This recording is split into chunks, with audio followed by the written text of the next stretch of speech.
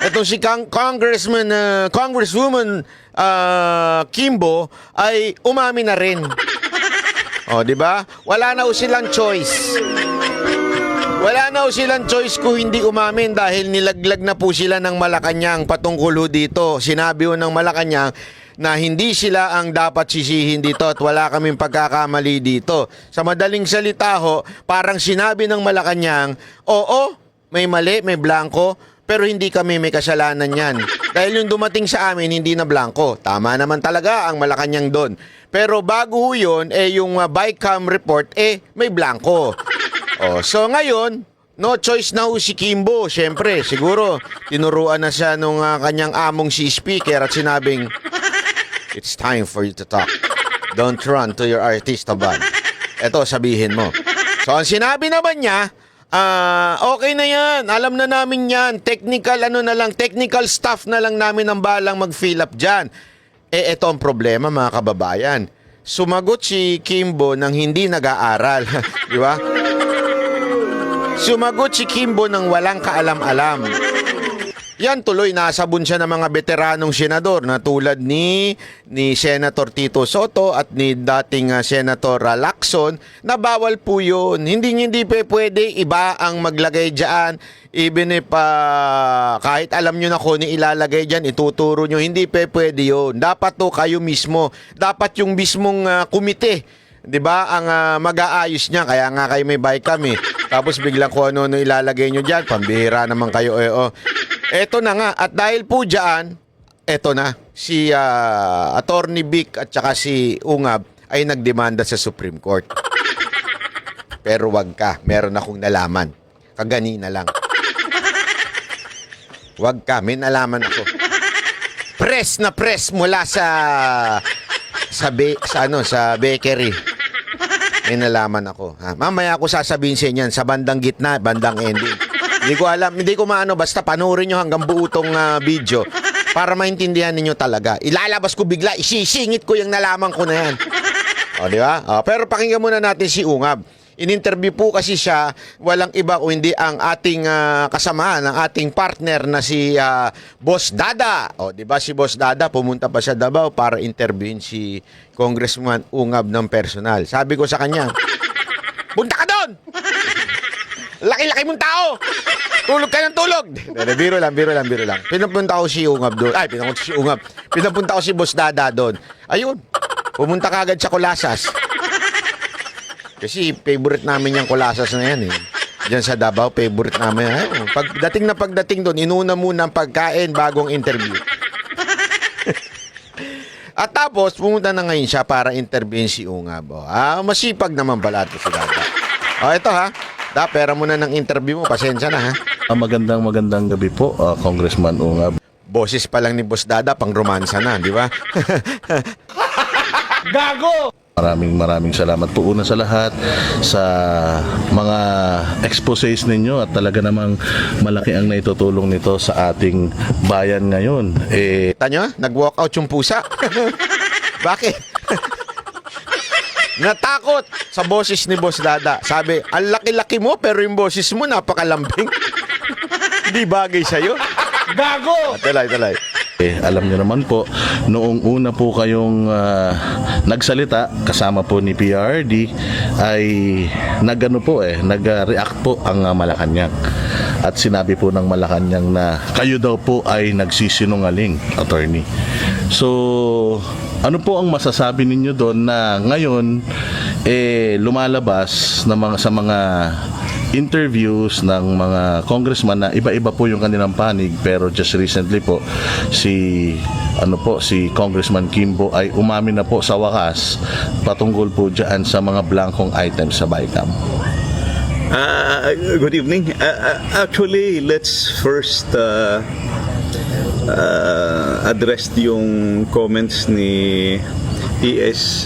Bersamin, no? Mataas naman ang respeto natin sa kanya, naging Chief Justice yan. At saka, pero I think everybody knows, especially yung mga who were listening to that first podcast natin sa Basta Dabawenyo, na we were very clear that what we mentioned there was blank items in the BICAM report. We never mentioned blank items in the GAA. So, Ayan, yan ang pinakamalinaw, di ba? Sinabi ka, pinuint out kagad natin yan eh. BICAM report is different from GAA na pinirmahan ni Marcos. Kasi yung GAA, meron na dyan. Ang tanong, sino nga talaga nagsingit? Yun ang dapat nating hanapin. Yung culprit na yun, kung sino man yung animal, sino may putang inang yun na nagsingit dyan ng kung ano-anong numero. Di ba? So, yan ang hinahanap natin. But malinaw, nilinaw ni Ungab na hindi po yung GAA ang tinutukoy nila paulit-ulit na BICAM report. klaro yun. So, we even made a rejoinder na what we said was blank items in the BICAM report. And we can prove it kasi before nag-ratification, lahat ng members, more than 300 members of the House and 24 senators receive a copy in their emails. At saka yung email ko, nung nabuksan ko, December 11 yung date ng email, although late ko na nakita. Klaro yun. And a few pages lang, nagbubuksan mo, makikita mo na yung sa page SP11, meron ng blanks. So, that's why gi-bring up ko. And na timing dito si PRD, nandito si Attorney Vic, si Attorney Delgra. Same place, dito kami nagkita-kita noon. Nung pinakita ko sa kanila, so everybody's shocked. Ako rin nung nakita ko sa email, sa aking pagbukas ko ng aking email, nung nakita ko yung BICAM report, I was also shocked kung bakit pinirmahan yung BICAM report na may mga blanco. And it's not one or two, but 28 blank items in 13 pages. So, ano talaga ito? It's a big issue na dapat masagot talaga ng BICAM members. Sir, ito pong inyo pong inahain sa Supreme Court. Ano po bang inaasahan ng taong bayan dito? After the long discussions, the long story, simulan natin sa kung bakit natin file yung kaso na yan. First and foremost, the framers of our Constitution envisioned a budget or a General Appropriations Act that will give priority at attention in terms of allocation sa ating education. And we say education, buong education sector, and that should be the number one. And hindi lang framers of our Constitution, I think it is but proper and fitting for each one of us na dapat education talaga tayo mag-concentrate because we are not born equal. May mga anak ng mayaman, may mga anak ng may mga pobre, lalo na dito sa amin sa Mindanao, maraming mga anong tawag naman yan, isang kahig, isang tuka, no? The only chance for us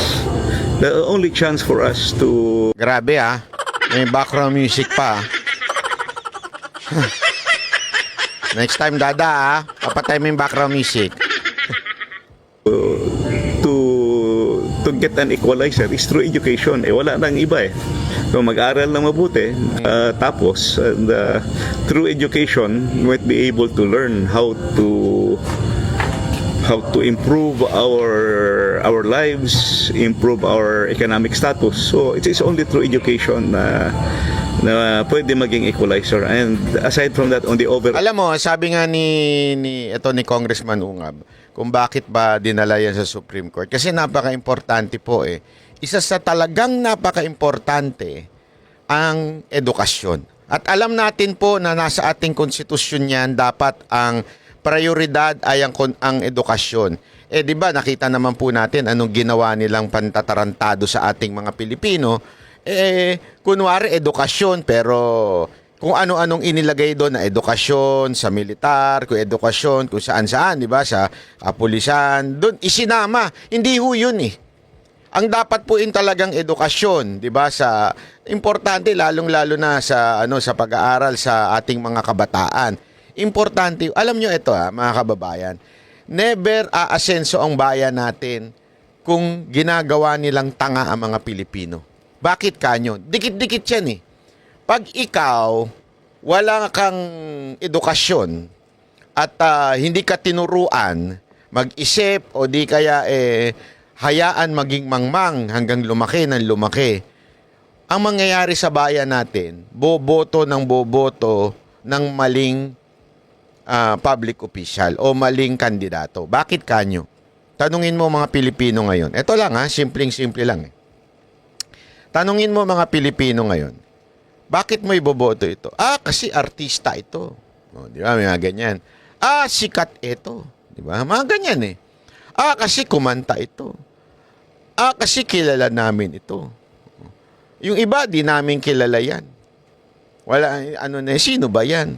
Hindi, di ba? Ang dapat is, pag tiningnan mo, ano ba nagawa nito kung sakaling dati na itong re-electionist ito, ibig sabihin dating naging government official, ano ba ginawa nito? Ano kaya ang gagawin niya? Ano ba ang gusto niyang gawin? Ano ba ang plano niya sa Pilipinas? Dapat ganun. Bakit hindi ho ganun ang attitude ng mga Pilipino? Kasi po, nananatiling mangmang ang karamihan po sa atin. Bakit po? Lack of education. Bakit to kanyo? Kasi napakahirap ng edukasyon. Aminin na ho natin, kahit ho ba may public school, marami ho dyan hindi ho nabibigyan ng pagkakataon. O di kaya, puno na. Maraming dahilan kung ba't hindi ho sila na... Kasi tandaan ninyo, ang tao nabubuhay to survive. Tama, mali. Yan ang una nilang priority. So, ano ibig sabihin nun? Pagkain, bahay, pangangailangan, kuryente, di ba? Tubig, pangsugal. Hindi kasali yun. Di ba? Yun yung basic Di ba? Dapat yan ang basic. Pero since hindi na nila nakakaya yan, dahil sa sobrang hirap na, wala na tuloy sila doon sa pangalawa, yung edukasyon. Kaya nga, binigyan ng importansya ng ating konstitusyon ang edukasyon sa ating budget para saluhin ito ng gobyerno. Bakit kanyo? Importante yan para umunlad ang bansang Pilipinas. Edukasyon. Importante yan para ang mga kababayan natin magkaroon ng sapat na sahod. Dahil nga, alam naman natin, sa trabaho, kailangan ng edukasyon. Di ba? Importante po yun. Ngayon, kung sira ang edukasyon ng bawat Pilipino dahil kulang at hirap, dahil nga po dito sa hindi sa subsidize ng gobyerno, ano mangyayari? Magkakaroon tayo ng patuloy na kamangmangan sa ating bayan. At pag nangyari yan, asahan mo ang kasunod niyan, ang mga boboto ng mga Pilipino ay yung mga walang kwentang kandidato. At dahil dyan, bagsak ang ating bayan. Ganun ang mangyayari. So, kaya nga ginawang priority yan. Ngayon, dahil sa mas priority ng nakaupo, mabigyan ng ayuda, mabigyan ng AKAP, mabigyan ng AYEX, mabigyan ng limos ang mga kababayan natin upang sila ay maboto uli. Hindi importante sa kanila ang umasenso ang buhay ng bawat Pilipino. Hindi importante sa kanila yan. Ang importante sa kanila ay maiboto sila uli. Kaya ang budget ganyan. Yan ang isa sa pinaglalaban nitong mga kababayan nating sila Congressman Ungab at maging si Pangulong Duterte. Mantakin mo, binlangko, binawasan, tinarantado ang ating budget. Tapos, ganito mangyayari. Tama, mali. Di ba? Kaya ngayon, yun yung sinasabi ni Congressman Ungab dito, na kaya sila din, kahit papaano nagkaroon ng motibo na isang panaho ito sa Supreme Court. All development, socio-economic development ng ating bayan, that is, I would say, that is the only way we can make ourselves, the Filipinos, highly competitive or globally competitive. Kung educated yung ating mga kababayan, we will have an educated and healthy society. We can compete with the other with other countries in the world. So, na-shock ako dahil na-overtake ang budget ng education sector, na-overtake ng public works ng DPWH. So kung ikaw ay isang taong may malasakit sa iyong bansa, may malasakit sa iyong bayan, I did not say that infra is not needed. Yes, it is needed, but yung infra mo dapat nagfa-follow sa ating economic development plan, kasi meron tayong economic development plan eh. Yung infra na nasa economic development plan, yun yung nasa regular program ng DPWH, kasi approve ng NEDA yun, approve ng DBCC, approve yun ng infra committee doon sa NEDA.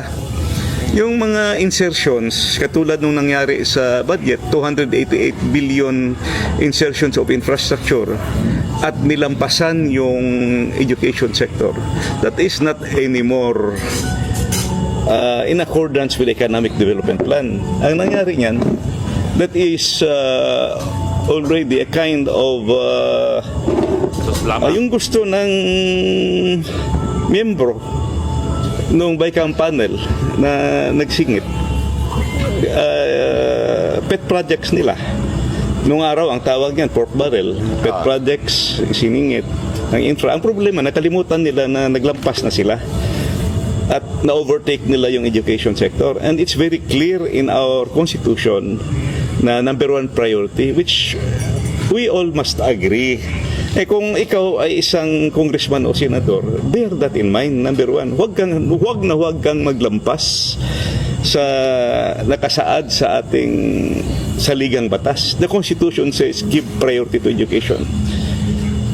Now, when you approve the BICAM and you have overtaken, sabi ko, you have overtaken the budget of the education sector, nalampasan ng infrastructure, something is wrong. So nag-research na talaga ako. Pero haba-haba ng aking research, may part 1, may part 2, may part 3 ako sa aking research. Klaro yun, kasi yung President's message sa budget, siya nasabi niya na 977 billion, number 1, yung budget ng education sector, 977 billion. Tapos yung number 2 is the budget of the DPWH, which is 900 billion. Then pagdating sa BICAM, binawasan ng 31 billion yung education sector. Tapos dinagdagan ng 200. Eto para mas maintindihan natin, ipapakita ko po sa inyo kung gaano kinawalang niya.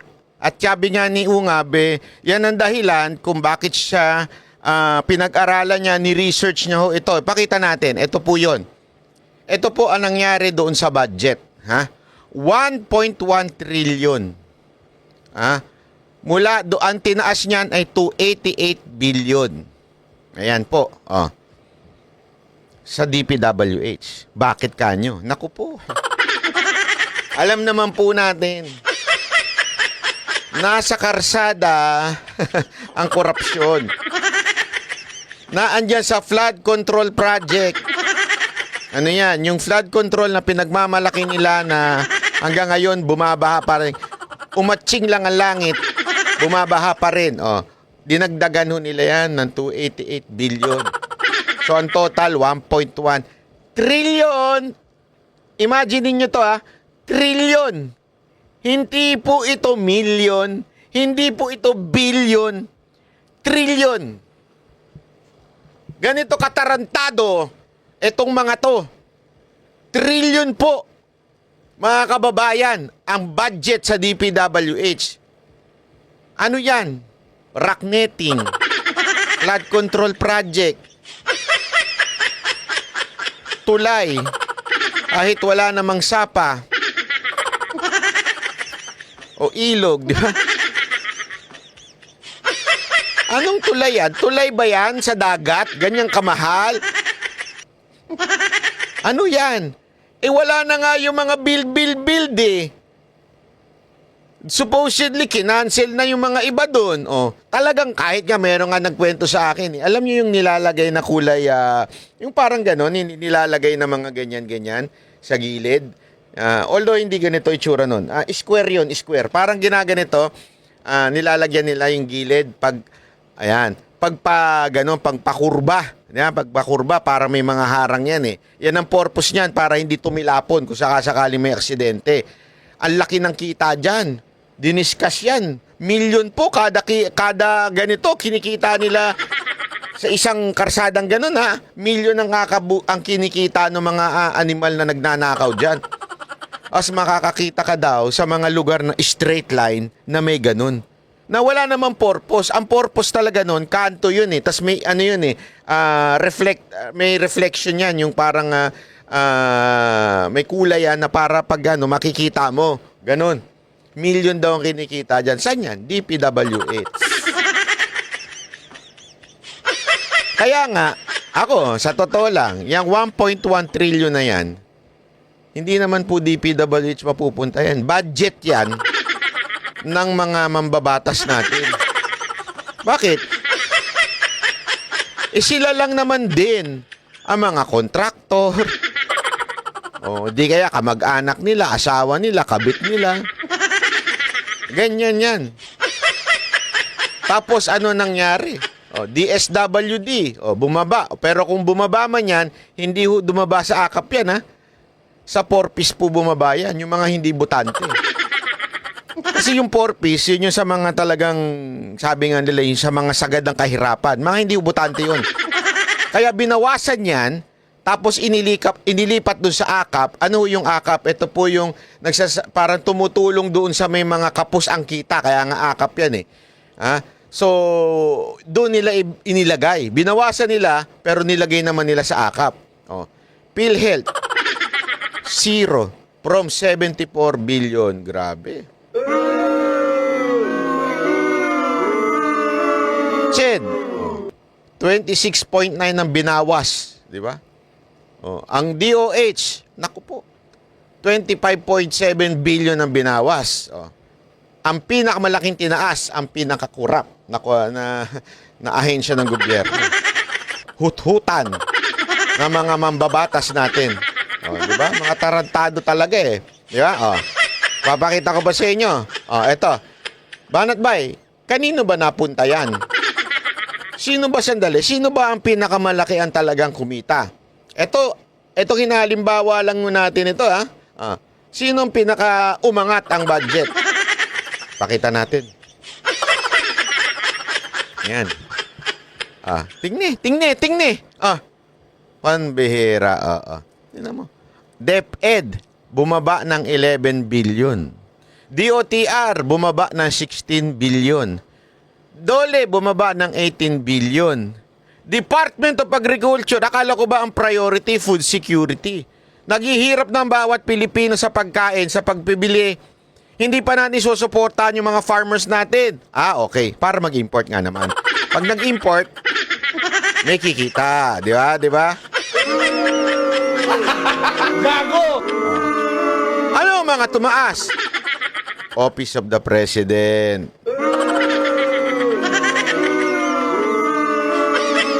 Limang bilyon ang tinaas. Senate. 1 billion ang tinaas. At ang pinakamalaking itinaas, palakpakan mga kababayan, ang House of Crocs. Ang mga buwaya, mga buwaka ng inang buwaya sa Pilipinas, di ba? Napakagago.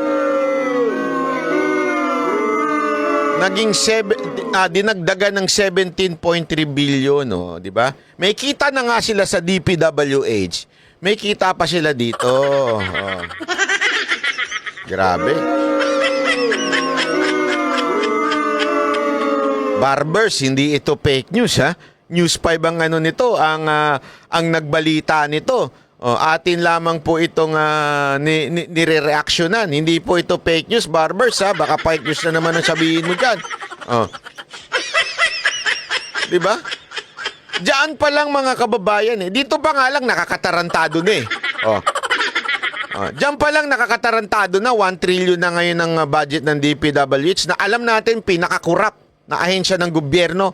Alam natin diyan humuhut-hut ang mga mambabatas, particular na mga congressman. Tapos, sino pa tumaas? House of Representatives. Talaga naman eh. May nakausap ako kanina, hindi ko na lang sasabihin eh. Magaling na tao ito, tumatakbong senador ito. Napakagaling, pinakamagaling na tumatakbong senador ito. Oh. Sabi niya, alam mo ang Congress, hindi lang sila corrupt, hindi lang sila magnanakaw, sila po ay sobrang bulag na sa katotohanan. Sila po ay wala nang pakiramdam. Ibig sabihin talagang manhid na po sila sa mga nangyayari sa Pilipinas. Sobrang manhid na po nila, hindi na nila naiintindihan at nalalaman kung ano ang galit ng taong bayan. May nabanggit pa nga siya. Ang pangyayari ngayon sa Pilipinas parang pigsa. Ano parang pigsa, Banat Bay? Kadiri ka naman, kumakain ako, pigsa. Hinog na daw eh. Nagkaroon na ho ba kayo ng pigsa sa puwet? Hindi ko maintindihan bakit yung pigsa talaga pwesto sa puwet, ano? Pwede naman dito, pwede naman dito. Bakit sa puwet talaga? Yung pigsang hinog na, yung meron na kang pag tiningnan mo may mata na. Ganun na daw ang itsura ng ating bayan. Ha? Konting tapik mo na lang dyan sa pigsa, sasabog na talaga. Oh, sa tindi daw ng ginawa nila sa budget, sa GAA na to. Konting-konti na lang sasabog na. Ang inaantay na lang talaga ay merong pinunong mamumuno sa kaayusan ng ating bayan. Hindi ko alam kung saan niya nakuha yun, pero yun ang kanyang ano. Ano sa tingin ninyo? Totoo ba yung sinasabi niyang hinog na talaga? Talagang, kasi sabi ko, bakit naman mo masasabing hinog na hinog? Kasi, ubus na ang pera ng ating, kaya nga, tingnan nyo, ibinebenta na yung mga gold reserve natin. Inilalabas na. As in, wala na, mga kababayan. Kaya nga ako nagtatanong sa inyo, mamamayang Pilipino. Hanggang kailan kayo tatahimik? Hanggang kailan kayo magsasabing okay lang yan? Everything is okay. Ubus na ho tayo, sagad na ho tayo, wala na ho tayong pera. Tad-tad na ho tayo ng utang. Ubus na ang kaba ng bayan. Inubos na. Nino? Gago! Ng mga buhaya sa kamera. Inubos na po nila. Wala na ho. Wala nang natira. Ano? Tatahimik pa rin po ba tayo? Hindi po ba tayo magsasalita? Sasang-ayon lang po ba tayo kasi busy tayo? Dahil may trabaho tayo? Nananawagan tayo sa mga public servant. It's time for you to talk. Ubus na tayo. This is no longer a fight between Duterte and the Marcoses o Duterte and the Romualdez. This is a fight of every Filipino. So sana, those entity, those group that should protect us from the Constitution, parang awa nyo na. It's time. It's time to speak up. It's time to do something legally bound by our Constitution. Galaw na po tayo. Ubus na po tayo. Hanggang kailan kayo mananahimik? Ituloy natin na sinasabi ni Ungab. 188 billion ang budget ng DPWH. So, simple arithmetic, simple mathematics, nahabol talaga. So, yun, pinag-aralan ko. And while I was studying, nakita ko na yung mga black items. So, after discussing this with the lawyers and alam naman natin that these are not mere typographical errors. Blanco 28 blank items. Hindi mo pwedeng basta-bastang ma-disregard yan at sabihin blanco. No, it's not. May mali talaga. Highly questionable at pinirmahan At hindi lang pinirmahan, ratified ng dalawang houses of Congress. Both houses of Congress has ratified the bicameral conference committee. So hindi mo na pwedeng baguhin yun after ma-ratify. So yun na nga ang question kung bakit pagdating doon sa GAA, kumpleto na. Ang aming tinatanong ay bakit sa Bicam report. So we found that a very highly questionable issue. Kaya we had the lawyers study it and made the legal research. Ano ang mga existing mga jurisprudence, legal basis. So we all decided na dapat magpasa na talaga at isampa na ito sa Supreme Court. Dahil that's the only recourse. So malinaw po, hindi ho nagsampa ng kaso sa Supreme Court para po gipitin ang o sisihin, kung hindi ho ayusin. Yun ang ano dito eh. That's the main goal. Ayusin po yung budget natin na ang makikinabang ay hindi ang mga kurap na buwakin ng inang mga congressman o mga senador. Ang dapat makikinabang ng ating budget ay mamamayang Pilipino. Food security, education. Di ba ho? Nawala na ho sa atin yung sinabi ni Jose Rizal. Nung tinatanong siya kung bakit hindi ka ba sasama sa revolusyon, anong sabi sa kanya? Ang talagang revolusyon ay edukasyon. Pag tayo ay edukado, diyan natin maaangat ang ating bayan. Napaka-importante niyan. Pero yan ang nilapastangan nitong mga magnanakaw na mga congressman natin at para ho sila ay iboto uli. At syempre, makapagbulsa para sa kanilang pamilya. Hindi ho ba kayo nahihiya ang pinapakain ninyo sa mga pakabit ninyo tsaka mga pamilya ninyo ay pera namin? Pera ng mga mamamayang Pilipino? Nagtanong ka pa, Banat Bay, di talaga may yaya mga yan. Animal yung mga yan. Gago! Walang niya talaga yung mga yan. Yan po ang purpose. Para maayos. Hindi ho guluhin ang bayan natin, kung hindi ayusin. Sa madaling salita parang i-recall o parang bawiin muna at ayusin muna. Dapat prioridad, edukasyon. Kasi tandaan ninyo, eto mga kababayan, para lang alam ninyo, kaya nga, di ba yung kinikwento ko sa inyo, meron nangyayaring girian between Malacanang and the House. It is because, nung una, edukasyon ng priority. Yung unang pinase.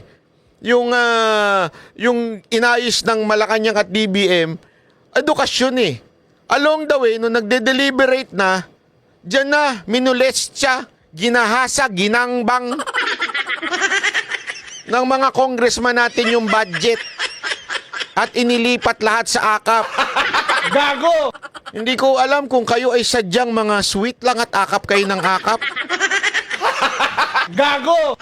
O talagang manyako lang kayo kasi ang hilig nyo manyakap. Di ba? Gago! Na-pirmahan na at approve ng budget and it's now undergoing implementation.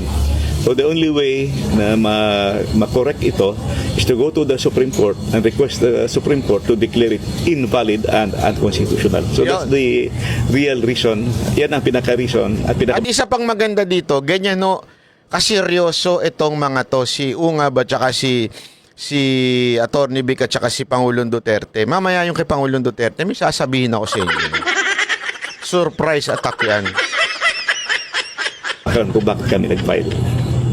Well, Congressman Ungab, kayo po ay nagsilbi bilang dating appropriations chair o chairman noong panahon ni Pinoy at ni PRD. Noon po bang mga panahon na yon nangyayari po ito or nangyari na po itong mga blankong mga items na ito? Never na nangyari. Meron nga yung isang secretary ba yun? Yusek o ASEC ng DBM nagsasabi na normal daw yun na left blank No, it never happened kasi yung ASEC na yun. Kaibigan pa naman dati yun. Nakala ko pa naman totoong mapakabayan yun.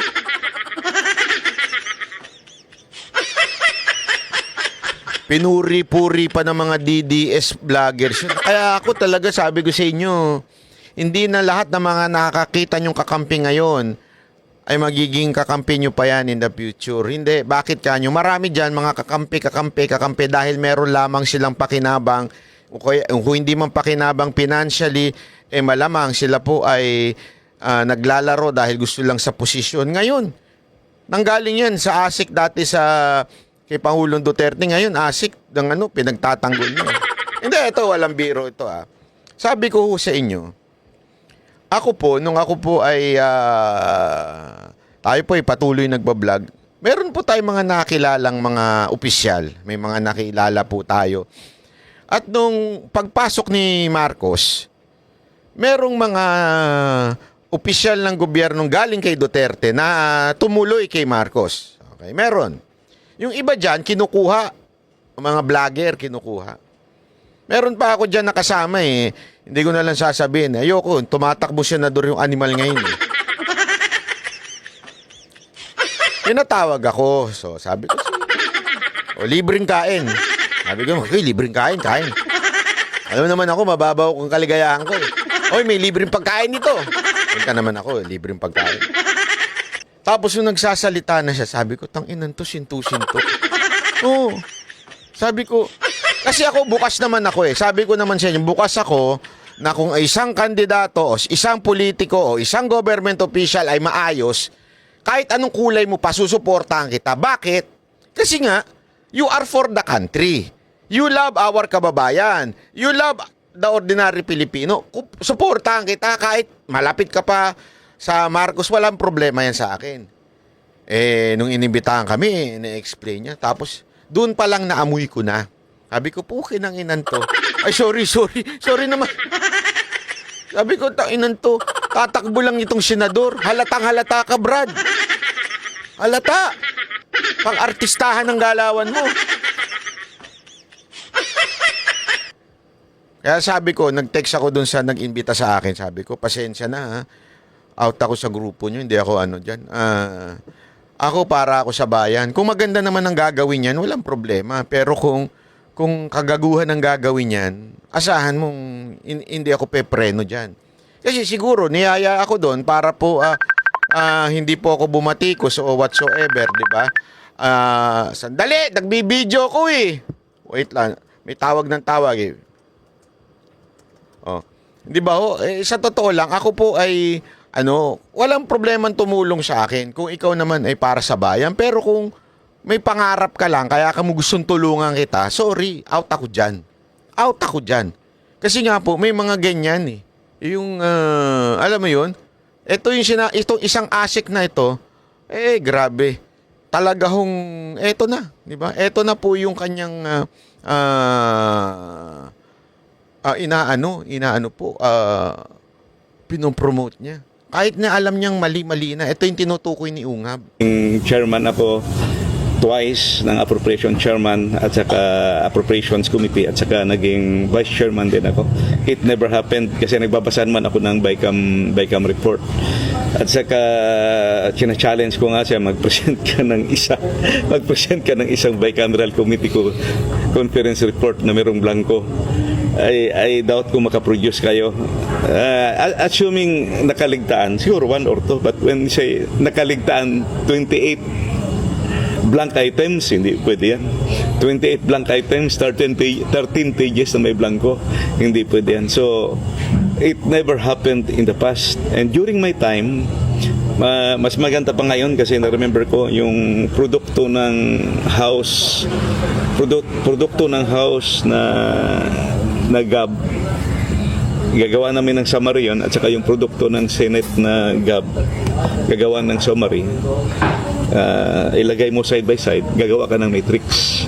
Then look at the difference of the variances. So doon ka magsimula sa yung bicameral conference committee. So mas madali noong araw Ang nangyari kasi ngayon, binago talaga lahat at it seems naging third chamber yung bicameral conference committee. Pero bago tayo dyan, maganda to sinabi niyan to na maunawaan natin bakit naging third chamber na yung BICAM. Ito paliwanag dyan sandali. Chotomate. Napaka-importante nito yung maganda tong pagkapaliwanag ni Ed Lingaw dito. Bakit ba third chamber? Na yan ba ay tama na maging isang third chamber ang House? Anong ibig sabihin nun? Chotomate kudasai. Ito. Pasok. Po sa BICAM report ng 2025 budget, umabot na po sa Korte Suprema. Ang punot dulo ng kontrobersya, ano ba talaga ang kapangyarihan ng tinatawag na Bicameral Conference Committee? Teka, ano yun? Ganito po. Ang Senado at ang Kongreso gumagawa ng mga panukalang batas. Isang halimbawa po dyan ang taunang budget. Pero siyempre, madalas may mga pagkakaiba ang mga yan sa detalye, sa mga numero at pati po sa pagkakasulat ng batas. Pero kailangan kasi isang version lamang po ang pipirmahan ng Pangulo. So, paano yun? Diyan papasok ang tawag na BICAM, ang Bicameral Conference Committee. Isa po itong joint committee na kinabibilangan ng 8 senador at 16 na congressman na siya pong paplansya sa mga pagkakaiba ng dalawang bersyon. Paplansya lang sa pagkakaiba ng dalawang bersyon. Kasi lagi niyong tatandaan, laging may ganyan eh. Pag gumagawa ng batas, may bersyon ng Senate, may bersyon ng Kamara, tapos aayusin ngayon yun sa BICAM. Ibig sabihin, sisiguraduhin na hindi sila mag-aaway, sisiguraduhin na nagko-compromise sila sa isa't isa, at they would fix it. Yun ang BICAM. Tuloy natin. Kumbaga, trabaho po nito na i-reconcile o kaya pag-isahin yung mga nagkakaibang detalye o wika sa bersyon ng Senado at ng Kongreso. Sa teorya, ang bersyon na gagawin ng BICAM ay ang final version na aprubahan ng Senado at Kongreso para po pirmahan ng Pangulo. Pero ang totoo po niyan, kung merong Senado at merong mababang kapulungan, ang BICAM ang parang nagiging pangatlong Kongreso na minsan may sariling pag-iisip at merong sariling mundo. Bakit po? Nahilig na rin po kasi ang BICAM na magpasok ng sarili nitong mga insertions. Yan. Diyan nagkakaproblema sa insertions. Diba? Sinisingit, ika nga. Alam mo naman ng mga singit sa buhay. Delicate yan. Na hindi naman pinagtatalunan ng dalawang chamber. Isang malaking halimbawa po riyan ang ating national budget ng 2025. 288 billion pesos ang dinagdag ng BICAM sa budget ng DPWH. Wala po yan sa original na mga bersyon ng Kongreso o ng Senado, kaya hindi po siya pwedeng tawaging reconciliation. Samantalang bilyon-bilyon ang tinanggal sa mga budget ng DepEd, DOH, DOLE at kung ano na pa. Wala rin po yan sa mga bersyon ng Senado o ng Kongreso. Dinagdagan din ang mga budget ng Kongreso, Senado at ng Malacanang. Noong 2023 naman, higit dinoble naman ng BICAM ang unprogrammed funds ng gobyerno mula 281 billion ginawang 731 billion pesos. Nako. Saan galing ang otoridad ng makapangyarihang BICAM? Yun. Unprogrammed funds. Alam na ho natin ibig sabihin yan. Unprogram. Pag sinabi mong unprogram, eto po ay diyan pinagmumulan ng bulsahan. Isipin mo, magpapasa ka ng budget na unprogram, wala pang patutunguhan, sa tingin mo saan pupunta yun? Tanga na lang ang magsasabing, hindi! Para yun sa programa ng mga proyekto sa ating bayan. Gago na lang siguro magsasabi nun eh. 731 billion. Kung tutusin po, baka questionable pa nga ang existence ng BICAM. Yun. Bakit po? Bakit? Sa Eto, maganda tong paliwanag niyan to. Article 6, Section 26 ng 1987 Constitution, ito po ang proseso ng Konstitusyon to ha. Tandaan natin, yan o ang pinaka-backbone. Sabi nga ng mga abogado, skeleton yan. Ano ibig mo sabihin, Banat Bay? Lahat ng gagawing amendments sa Kamara, di ba? Ang tawag sa kanila, lawmakers, sa Kamara at sa senators, gagawa sila ng batas o di kaya mag-aayos sila ng batas. Pero ang pinaka-backbone, sa madaling salita, yung sa mathematics, denomination, hindi pwedeng magalaw yan. Yan po ay pinaka-structure ng bahay. Ika nga, backbone. Yeah, structure yan ng bahay. Ngayon, lahat ng gagawin mo, kailangan naaayon doon. Kunwari, yung structure ng bahay mo pang 3 floor lang. Wow, bahay 3 floor. 3 floor lang. Hindi mo pwedeng dagdagan niya ng pang-4, pang-5, pang-7. Hindi pwede. O di kaya sosobrahan mo. May backbone, ika nga. Yun ang konstitusyon. Ibig sabihin, Diyan ho talaga ang kapitan yan. Pag ngayon lumagpas o na iba doon sa backbone, unconstitutional yan. Hindi na po yan na dapat. Bawal na po yan sa batas. Ito, pinapaliwanag sa ating konstitusyon daw, Article 6, Section 26. Bill must pass 3 reading in both houses. 3 reading sa Senado, 3 reading sa Kamara. Upon last reading of a bill, no amendments thereto shall be allowed. Anong ibig sabihin yan? Pag finale na po yan, hindi na pwedeng galawin yan. Hindi na po pwedeng dagdagan yan. Alinaw ho, no amendment. Ano ibig sabihin ng no amendment? Bawal lang ayusin yan. No amendment. Kaya nga dito, sabi ni Ed Lingaw, medyo yung ginagawa ng BICAM na nagpapasok ng insertion, kasi tandaan niyo yung budget is a law. Tandaan niyo po yan. Yung budget na inayos ng Kamara at ng Senado, batas yan. Kaya nga pumapasok yan dito. Dapat, batas na yan, hindi na pwedeng, ano nakasulat? I-amend. Madaling salita, hindi na pwedeng baguhin. Sa madaling salita, hindi pwede mga insertion. Hindi na pwede nilang ayusin yung pinag-usapan ng 2 houses. Yun ang sinasabi dito.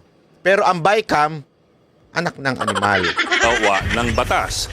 Ang lahat po ng panukala kailangan dumaan sa 3 readings sa Kongreso at Senado. First, second, and third reading. Pero ito po, nakasaad din sa Section 26 ng Konstitusyon na upon the last reading, yung third and final reading ng bill, no amendment thereto shall be allowed. No amendment shall be allowed. Kung gayon, saan papasok ang trabaho ng BICAM? At bakit pwede nitong amyendahan o kalikutin ng panukala matapos ng third and final reading? Kung tutusin, ang BICAM kasi na hindi man lang nababanggit sa konstitusyon o sa kahit anong batas. Katunayan po, isa sa mga panukala ng Consultative Commission ni dating Pangulong Duterte noong 2018 ang magdagdag ng isang probisyon sa konstitusyon para lamang kilalanin na meron ngang BICAM committee ang Kongreso. Yun. Kita mo, kahit nung panahon ni Duterte nasilip niya na yan eh. Anong batas ang nakikreate sa BICAM? Wala. O dapat ipasok yun sa konstitusyon kung walang batas na ganun. Di ba? Kasi kung may purpose man ng BICAM mo, dapat ayusin lang yung kompromiso. Ibig sabihin, yung bang pinagkaiba ng version ng House at pinagkaiba ng Senate, alam mo yun, i-compromise. Hindi baguhin i-compromise. Sa madaling salita, magkasundo tayo. Ito ay lang natin ito. Kung sinasabi mo dito, 3 years, dito, 4 years, o baka naman pwede na nating pag-usapan na 4 years na lang. Kasi, anyway, konti na lang naman. Ito, 3 years na lang. Compromise ika nga. Diba? Coordination. Hindi mo babaguhin yung mismong, hindi, wala na, hindi na yan, hindi yan ikukulong. Hindi mo na pwedeng ganunin. Pinagaano mo na lang yung mga details na maliliit lang, para bagang maayos lang, ma-coordinate na wala nang gulo between Senate and the House. Kasi kung buong Senado, pag-uusapan pa, buong House, ang gulo na naman yan. So, paliitan na natin. Yan ang purpose ng BICAM Committee. Ngayon, nasabi ni Pangulong Duterte, ano bang batas ang nakasusuporta, nagkikreate ng BICAM? Wala. Kaya nga, yung committee daw na binuo ni Pangulong Duterte, consultative committee, ay sinuggest na ilagay yan sa konstitusyon. In existence. Dahil sa ngayon, ang BICAM lamang po ay binubuo lamang ng Senado at Kongreso sa pamamagitan po ng kanilang sariling mga House Rules. Halimbawa, sa Section 62 ng House Rules, inaatasan ng Conference Committee na gumawa ng mga reconciled version ng isang panukala. Sa Section 63 ng House Rules, nakadetalye na dapat ang mga binago ng BICAM sa magkaibang bersyon ng Senado at Kongreso. At ang final na bersyon ng BICAM aaprubahan po ng mayorya ng Kongreso. House Rules lamang po yan. Sa Senate website naman, sinasabi na ang Conference Committee ay merong malawak na flexibility or wide latitude sa pagbabalangkas ng pinal na bersyon. So ano pong ibig sabihin nito? Walang batas o patakaran na gumagabay sa Bicameral Conference Committee maliban sa kung anumang mga patakaran na gusto po ng Senado at ng Kongreso. Mga internal rules kasi yung mga ito. Dahil nga, ang lahat po ng mga ito ay internal arrangement lamang ng Kongreso. At dahil internal lamang ang lahat ng ito, kung anong gusto ng Kongreso, yun din ang kanyang ginagawa. Grabe, no? So, ganyan po ang nangyayari sa ating bayan. Sinasabi po nila, Congressman, na ang kanila pong sinasabi ngayon is yun daw pong BICAM report ay hindi naman daw po siya constitutional in a sense na hindi pa naman siya batas. So, hindi daw ito papansinin ng Supreme Court. Ano pong masasabi ninyo doon? Diyan sila nagkamali because bicameral tayo eh. Meron tayong House, meron tayong Senate. Yung produkto ng House at produkto ng Senate, magkaiba. Dahil iba yung produkto, gawin mong i-harmonize mo o kuhan mo. Mag-uupo sila para mag-agree, i-reconcile yung difference. So, for it to be reconciled, kailangan mo ng Bicameral Conference Committee at panag-agree na gagawa ka na ng report, Bicameral Conference Committee report. Saan ka kukuha ng basis para sa GAA mo kung wala kang Bicameral Conference Committee report? So, you cannot jump. Basis for your enrolled bill is the Bicameral Conference Committee report. So you cannot disregard the Bicameral Conference Committee report. You cannot belittle it because whatever figures are in that reconciled Bicameral Conference Committee report, yun dapat ang lalabas sa yung enrolled bill ng General Appropriations Act. Or kung General Appropriations Act, yun na yung mapipirbahan na yung Presidente. So, mali yung nagsasabi ng gano'n. Hihingan ko lang po kayo ng opinion patungkol doon sa, kasi kung makikita nyo, kumakalat po sa social media noong mga unang araw, umiiwas itong si Chairman Kimbo sa mga tanong patungkol dito, and then yesterday, ito po yung eksaktong sinabi niya, at the point of signing by the BICAM members ay lahat naman po ng appropriations or amounts have already been decided upon. Ibig sabihin, lahat ng naging correction sa ating technical staff, lahat po yan ay ministerial na lamang. Ibig sabihin, calculator activity na lang po. Ano pong masasabi ninyo doon? Kung determine nila ang amount, bakit hindi nila sinulat sa Bicameral Conference Committee report? Second, there is no such thing as ministerial correction because kung titingnan mo yung Bicameral Conference Committee report sa last part, meron doon nakasulat omnibus motion. And that omnibus motion, as every year, meron yung omnibus motion eh. So, halos may memorize ko na nga yan. Yung omnibus motion allows the technical staff, the technical working group to make the necessary corrections for grammatical, typographical at printing errors lang. You cannot fill in the blanks because that is not grammatical error, that is not typographical error. Malinaw kasi yung sinasabi ni Kimbo na grammatical error, blah blah blah, o kaya siguro yung typo error, yung gano'n, di ba? Typo error na mali. Alang ibig sabihin po nun, alam naman natin, grammatical error, mali ang grammar. Di ba? Kaya nga grammatical, hindi mo pwedeng sabihin, grammatical error yan. Anong grammatical error? Wala ngang sentence. Pangalawa, yung typo, hindi mo pwedeng sasabihin na typo error yan kung wala naman nakatype. I mean, walang nakasulat. Tama, mali. Di ba? Kaya nga typo eh. Ibig sabihin, may nakasulat, nagkamali lang, di ba? Pag sinabi mong typo, typo lang yan, naiba lang kasi siguro dahil sa minsan yung cellphone, di ba, may autocorrect. Typo lang yan, minsan na ganon. Typo error yun. Pero may nakalagay, may nakasulat. Ito blanco eh. So yung palusot ni Kimbo, para lalo siyang nagmukhang ay na lang magsulat dyan sa baba ko, ano yun? It's not a printing error. Yung blank mo, possible pa nga equivalent to zero yun eh. Yung i-reflect mo doon. But when you change it, that is not anymore typographical error. So, mali yung sagot niya. And ano rin po ang masasabi ninyo doon sa sinabi ni Senator Tito Soto? Kasi alam naman po natin, yung pong posisyon na yan, usually binibigay po talaga sa mga yung matatagal ng mga kongresista. And alam naman po natin na itong mga kongresistang na humawak nitong posisyon na to sa administrasyon na to ay mga bago lang. At sinabi po ni Tito Soto or dating Senate President Tito Soto, some of our legislators need to undergo parliamentary rules and procedures workshop. Ministerial corrections by technical staff are never allowed in any bill, much more a law. You bring it back to the plenary. Ano pong masasabi niyo? Tama, correct. Experience na at saka nag-aaral yan si Senator Soto. Yung maalala ko, yung halos magkasabayan sila ni Senator Ping na nag-aaral sa budget. Yung sinabi ni Senator Soto, tama yun. Pag may mali ka doon sa Bicameral Conference Committee report, you can only correct it by bringing it back again to the plenary.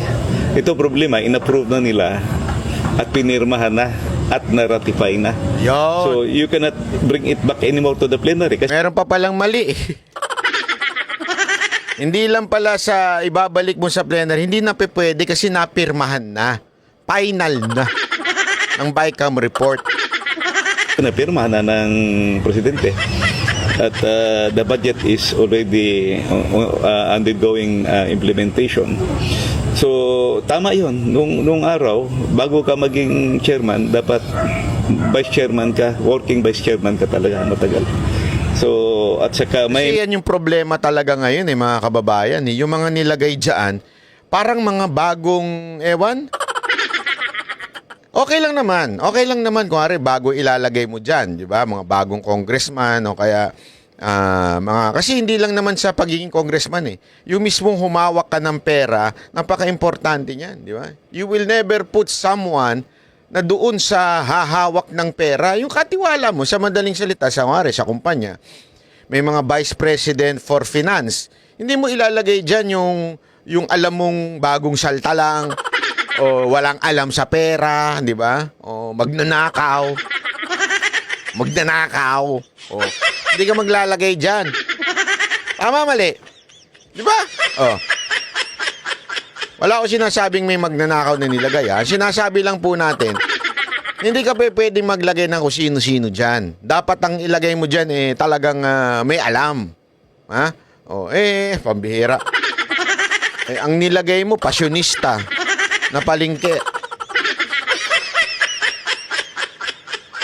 Tapos nung tinanong, mali-mali. Hindi ko nga alam kung sinasadya Hindi ko alam kung sinasadya ni Martin na kung sino-sino na lang ang ilagay dyan para madali niya bang mauto? Madali niyang utus-utusan? Kasi kung iba yan, kasi may mga ganun di ba? Minsan, lalo na yung mga insecure na leader. Yung mga insecure na leader, hindi yan kukuha ng mga tauhan na matatalino. Kukunin lang yan, ang priority niyan ay yung sip-sip. Hindi kukuha yan ng mga magagaling. Bakit? Ma-overshine mo yung master. Diba? O di kaya, baka hindi sumunod yan dahil matalino yan. Alam niya ang tama sa mali. So, kukuha ka lang ng sip-sip. Yun ang importante sa'yo, sip-sip. Kasi nga, insecure ka Kung matalino kang tao, kung magaling kang tao, hindi ka insecure. Maglalagay ka dyan ng mga magagaling, di ba? Maayos. Bakit ganito yung mga pinaglalagay nyo dyan? Mga seminars yan, noong araw, yung mga congressman at senators. So tama yung sinasabi ni Senator Soto, mag-seminar muna kayo.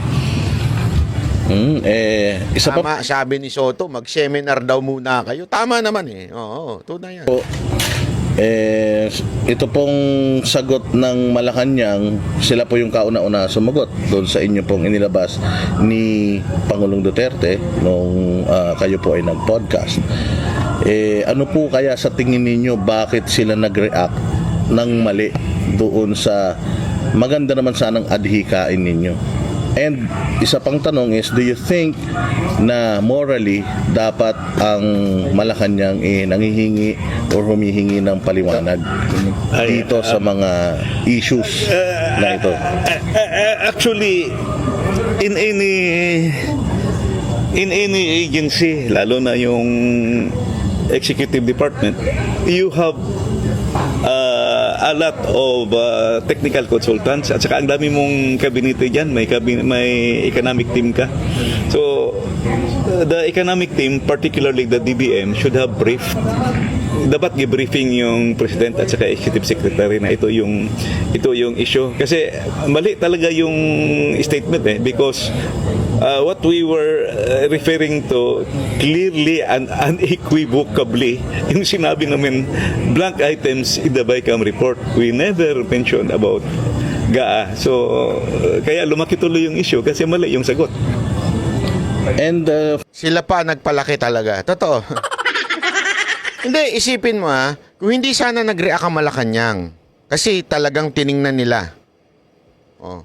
Kaya nga, alam mo, Mr. President, I'm telling you, may problema sa mga nakapaligid sa'yo. Kung sino man ang bumubulong sa'yo, may malaking problema. Bakit? Sana binulong ng tama. Binulong sa'yo, oy, sabi ni Duterte, blanco daw pinirmahan mo. Tangina, hindi nakikinig. Dahil sa pagsagot ng presidente, lalong lumaki yung issue. Ngayon, lalong nadiin yung kamera. Bakit? Mismong Office of the President na ang umamin. Basta hindi kami may kasalanan dyan. Hindi kami dapat sisihin dyan. So, ibig sabihin, kesa na sana, hindi kayo umiimik. Di naman kayong pinatutukuyan. Ang sagot nyo, BICAM report yun. Ang tanongin nyo, kamera, hindi kami. Kaya ganun lang sana wag kami tanongin nyo, tinutukoy ng dating presidente at di ungab ay yung BICAM. So, dun sila ang tanongin nyo, wag kami. Dahil tinuruan ka ng mali itong mga gunggong na nakapaligid sa'yo, ayan tuloy, pinapahamak ka. Ayan ang sinasabi. Final question na lang po. Alam natin medyo busy si Congressman Ungab. Do you think you deserve an apology for itong mga politiko na ito na tinatawag kayong mga fake news peddlers at kayo daw ay sinungaling?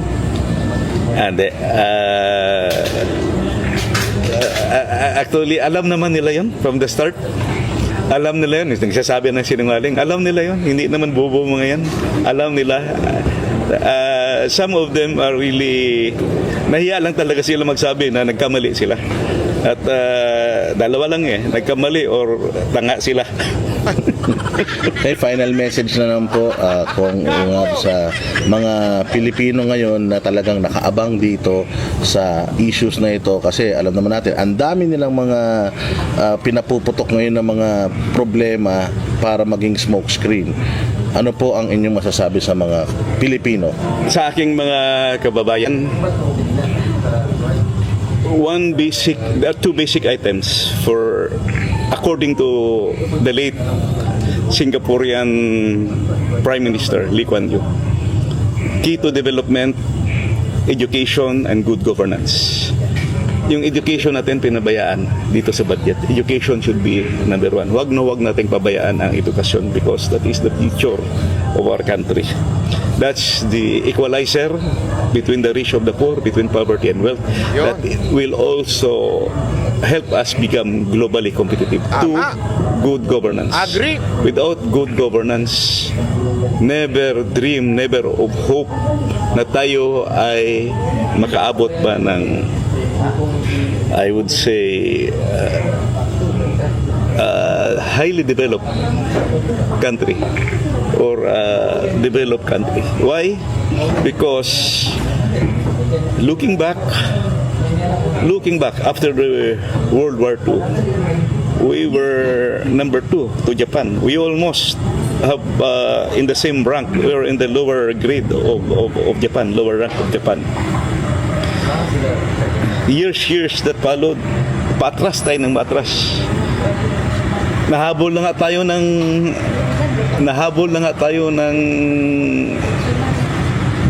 last na nakahabol sa atin yung Vietnam in the 90s. Huwag nating hintayin pa na mahabol pa tayo ng Cambodia at ng Bangladesh. Alam nyo, napaka-importante po nito ha. Napaka-importante po ito. Kasi alam nyo, pabagsak na ang Pilipinas. Talagang bumubulusok na tayo pababa. Dahil edukasyon. Pangalawa, ubus na pera natin, ubus na pondo natin. Pangit na governance. Ano mangyayari sa bayan natin? Hanggang kailan ho tayo? Kayong mga nakikinig at nanonood dito, alam nyo kung sino yung pinatutukuyan ko. Kayo, ikaw. Mga tropa natin dyan. Hanggang kailan kayo papayag na ubusin ng mga politiko ang ating pera? Hanggang kailan kayo papayag? At tapos pag kami problema kayo sa mga anak ninyo, may sakit kayo, hihingi na lang kayo. Paano to? Palakasan system na lang. Kung may kakilala ka, tutulungan ka. Pag wala, babay ka na. Tama, mali. Kawawa na ho yung bayan natin. Isipin nyo ho yan. Mga sir, mga ma'am. Sir, ma'am.